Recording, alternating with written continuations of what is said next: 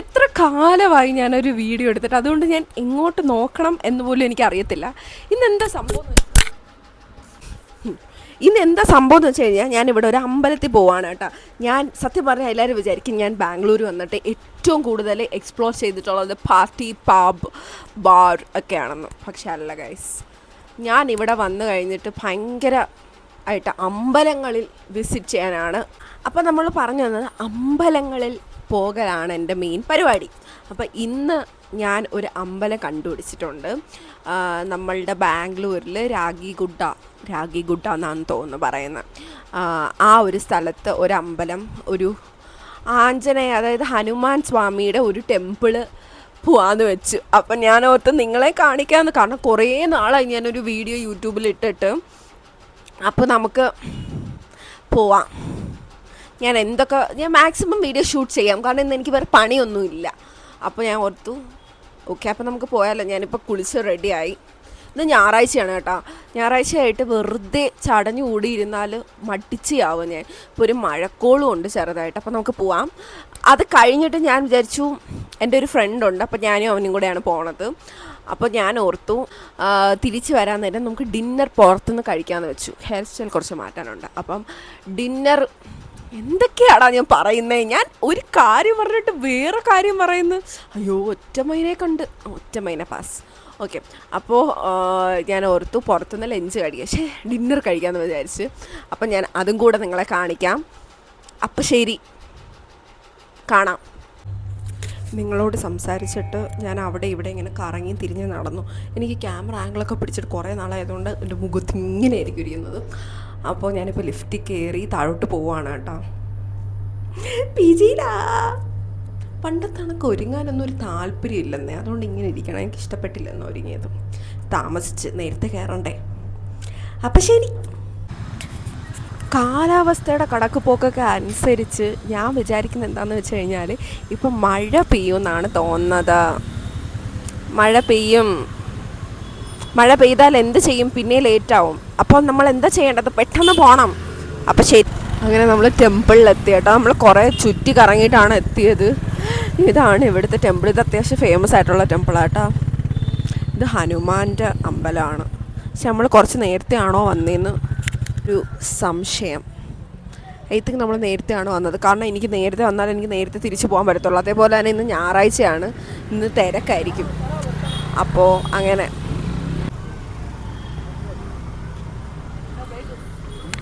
should I buy this? It's 100 rupees. It's good. Yeah. Bro, ഇത് page കേട്ട് guys ഇവൻ ചോദിക്കുവാണ് Hanuman pack കഴിക്കുമെന്ന്. ഇവൻ എന്തിരുന്നിട്ട് ഇവൻ ഇത് പറഞ്ഞത്? ഹനുമാൻ പാക്ക് കഴിക്കുമെന്ന്. മറ്റേ പാക്കിൻ്റെ ഇതല്ലേ, ഇലയല്ലേ അത്?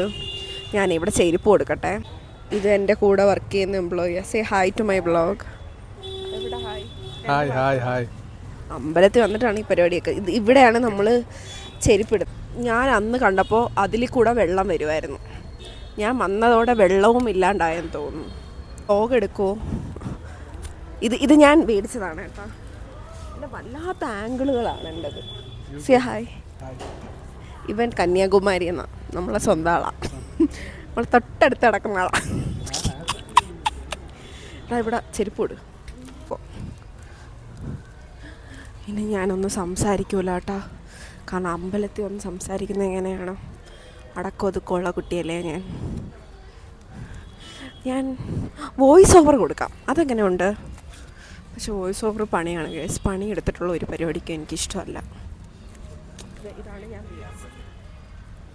ഇതാണ് ഞാൻ മേടിച്ചതിനകത്ത് തേങ്ങയുണ്ട്, തുളസിയുണ്ട്, പിന്നെ വേറെ കുറച്ച് പൂവുണ്ട്, ബനാനയുണ്ട്. എനിക്ക് തോന്നുന്നു ബനാന നമുക്ക് തിരിച്ച് തരും എന്നാണ് തോന്നുന്നത്. അപ്പം ശരി.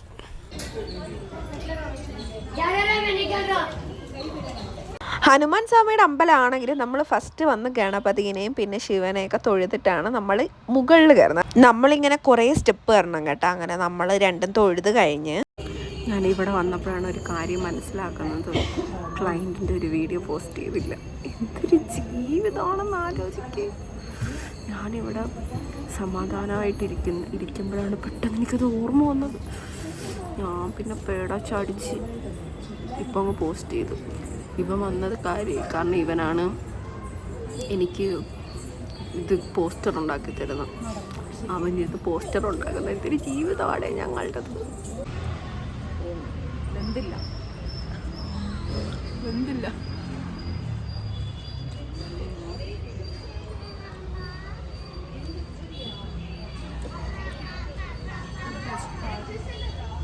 You want Maika? No. You can say na Navalpalam. We bought Navalpalam. Bye, sir.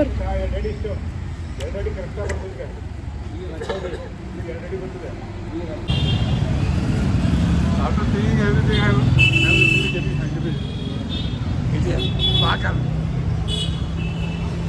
തിന്നാൻ വേണ്ടി ഞാൻ ഏതറ്റം വരെ പോവും. അതുകൊണ്ട് നമ്മൾ ഇന്ന് വിചാരിച്ച് രാമേൻ കുടിക്കാൻ പോവാന്ന്. രാമേൻ കഴിക്കാൻ പോവാന്ന്. ആ കുടിക്കുകയും കഴിക്കലെല്ലാം ഒരുമിച്ച് തന്നെയാണ് രാമേനിൽ. അപ്പം നമ്മൾ ആദ്യമേ ഒരു സ്ഥലത്ത് വന്നിട്ടാ ഞാനാണ് ഈ വക പരിപാടികളൊക്കെ കണ്ടുപിടിക്കുന്നത്.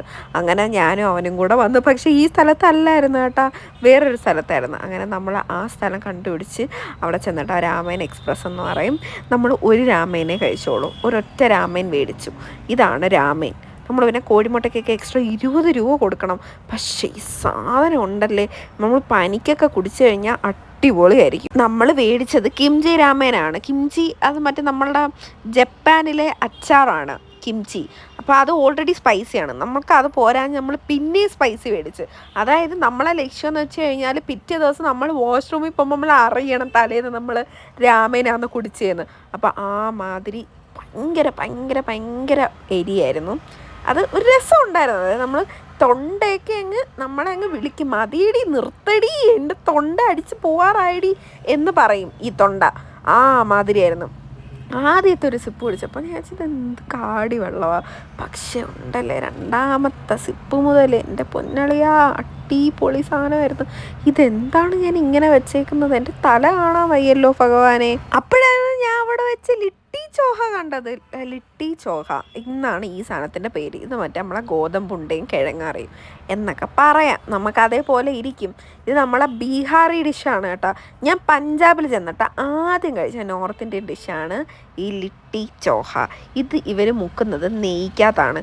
ഈ ഗോതമ്പുണ്ടയ്ക്കകത്ത് നമ്മൾ എന്തെങ്കിലുമൊക്കെ ഏതൊക്കെ പൊടി അവർ വെച്ചിട്ട് അതാണ് ഇവർ ഈ ഉണ്ടയാക്കുന്നത്. അകത്ത് ഫില്ലിങ് ഈ പൊടിയായിരിക്കും. എന്നിട്ട് അതിൻ്റെ കൂടെ ഒരു കിഴങ്ങ് കറിയും പിന്നെ അച്ചാറുണ്ട്. എന്തിൻ്റെ അച്ചാറാണെന്നറിയാമോ? മുളകിൻ്റെ അച്ചാറും പിന്നെ ഒരു മിൻറ്റിൻ്റെ ചട്നിയും പിന്നെ ഒരു പുളിയുടെ ചട്നിയും കൂടെയാണ് തരുന്നത്. കുഴപ്പമില്ലായിരുന്നു. പക്ഷെ നമ്മൾ രാമേൻ്റെ ടേസ്റ്റ് ഇത് കഴിച്ചപ്പോൾ എൻ്റെ നാവിൽ നിന്ന് അങ്ങ് പോയി. അവനങ്ങ് കുറേ പറഞ്ഞു, നിനക്ക് എന്തിൻ്റെ സോക്കേടായിരുന്നു ഇത് മേടിച്ചത്. അവൻ കഴിച്ചിട്ടില്ലായിരുന്നു. അപ്പോൾ അവനെ കൊണ്ട് കഴിപ്പിക്കാനെന്നും പറഞ്ഞാണ് ഞാൻ ഇത് മേടിച്ചത് കേട്ടോ. ഭയങ്കര ചൂടായിരുന്നു, അതുകൊണ്ട് ഞാൻ ഊതി കഴിച്ചു. അവന് പിന്നെ ചൂടൊന്നും ഒരു പ്രശ്നമേ അല്ല. അവൻ പറയാണ് അവൻ്റെ നാട്ടിൽ ജയിലിൽ കൊടുക്കുന്ന ഫുഡാണ് ഇതെന്നും. എന്തൊക്കെ കഷ്ടമല്ല ഇത്.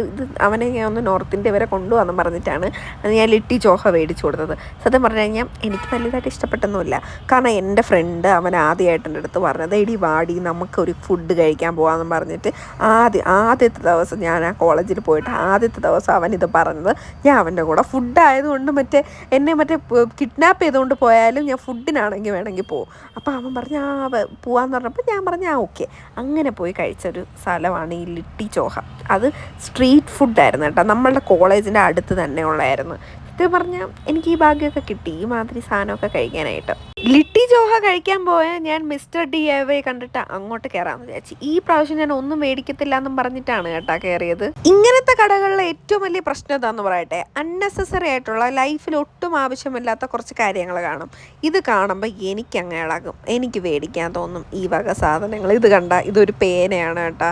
അതിൻ്റെ അകത്ത് ഇങ്ങനെ നിൽക്കുമ്പോൾ ഇങ്ങനത്തെ ഒരു ഉണ്ട സാധനം എടുത്ത് ചാടും. അപ്പോൾ എനിക്കിത് കണ്ടപ്പോൾ എനിക്ക് ഇഷ്ടപ്പെട്ടു. പക്ഷേ എനിക്കിത് എനിക്ക് മേടിക്കണമെന്നുണ്ട്.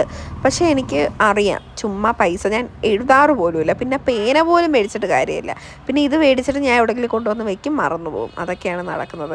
ഞാൻ പിന്നെ എൻ്റെ കൂടെ വന്നവൻ്റെ അടുത്ത് പറയുകയാണെടാ ഇതൊക്കെ മേടിക്ക് എന്ന് പറഞ്ഞപ്പോൾ ഈ ഫാൻ കണ്ടു. ഈ ഫാനിനെന്ന് വെച്ചാൽ നിൽക്കണം, അപ്പോൾ പണിയെടുക്കണം, ബാറ്ററി അല്ല പണിയെടുക്കണം. അതുകൊണ്ട് ഞാൻ വിചാരിച്ചു നിൽക്കുന്ന സാധനമൊന്നും എനിക്ക് വേണ്ട, പണിയെടുക്കാനൊന്നും പറ്റത്തില്ല. അങ്ങനെ ഞാൻ തിരിച്ചു കൊണ്ടുവന്ന് വെച്ചു. പിന്നെ അത് കഴിഞ്ഞിട്ട് നമ്മൾ അവിടെ കുറേ ഇത് കണക്കത്തെ സ്റ്റിക്കറുകളൊക്കെ കിട്ടും. അങ്ങനെ അവനും പറയുന്നുണ്ടായിരുന്നു ഈ ബാറ്ററി ആണെങ്കിൽ കുഴപ്പമില്ലായിരുന്നു, കാറ്റ് പോലും വരുന്നില്ല. എന്നിട്ട് നമ്മളിങ്ങനെ നോക്കിക്കൊണ്ടിരിക്കുക, ചുമ്മാ ഫാൻസി സാധനങ്ങളൊക്കെ. ഇത് പിന്നെ അത് ഇങ്ങനെ നെക്കാനുള്ളതുകൊണ്ട് തീരെ മേടിച്ചില്ല. പിന്നെ ഇത് കണക്കത്തെ പേനയുണ്ടായിരുന്നു. ഇത് കണ്ടോ, ഇത് കാണുമ്പോൾ എനിക്ക് ഇഷ്ടമാണ് മേടിക്കാൻ. പക്ഷേ എന്തിനാണെന്ന് ആലോചിച്ചിട്ട് ഇപ്പം ഞാൻ പണ്ടത്തെക്കാളും കുറച്ചിങ്ങനെ അടങ്ങി ഒതുങ്ങിയിട്ടുണ്ട്. ഇപ്പം പലതും ഞാൻ മേടിക്കത്തില്ല കണ്ടാലും. അത് കഴിഞ്ഞിട്ട് ഞാൻ അവിടെ നിന്ന് ഇറങ്ങിയിട്ട് പിന്നെ അധികം നേരം അവിടെ നിൽക്കാൻ നിന്നില്ല. അത് കഴിഞ്ഞിട്ട് ഞാൻ തിരിച്ച് PG പോയി.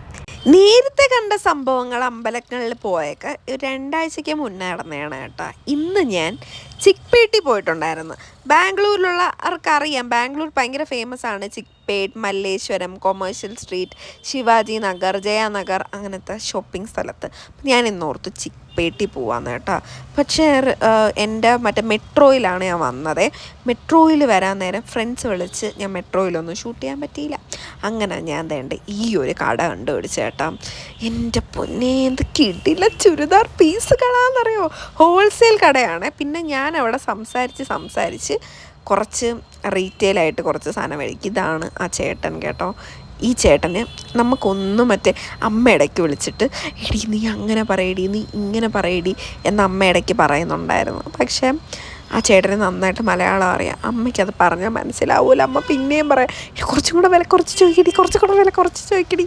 പക്ഷെ ഞാൻ പറയുന്നു അമ്മ മലയാളം അറിയാം ആ ചേട്ടന്. പക്ഷേ ബ്രോക്കൺ മലയാളമാണേ, ഫുള്ള് മലയാളമല്ല. ഞാൻ പിന്നെ ഈ ഒരു ചുരിദാർ എനിക്ക് വേണ്ടി മേടിച്ച്. ഓക്കെ, പിന്നെ കുറച്ച് അമ്മയ്ക്കൊക്കെ മേടിച്ച്. അപ്പം അത് കഴിഞ്ഞിട്ട് ഞാനിങ്ങ് വന്ന് പിന്നെ ഞാൻ അവിടെ ഉള്ള എല്ലാ ചുരിദാറും എടുത്ത്. അപ്പം അവർക്കത് പിന്നെ അത് മടക്കി വെക്കണമല്ലോ. അപ്പം ഞാൻ ഓർത്തു ഞാനിരുന്ന് കുറച്ച് മടക്കി വെച്ചു. പക്ഷേ ഡിസ്കൗണ്ടൊന്നും തന്നില്ല. മടക്കി വെച്ചതിന് ഉള്ള പൈസയും കൊടുത്തിട്ടിങ്ങ് വന്ന്. അത് കഴിഞ്ഞിട്ട് 1 കിലോ സാധനം ഞാൻ മേടിച്ച് ഇതും കൊണ്ട് മെട്രോയിലാണ് ഞാൻ തിരിച്ചു വന്നത്. അപ്പോൾ ഇന്നത്തെ വീഡിയോ അത്രേ ഉള്ളൂ. ശരി, ബായ്.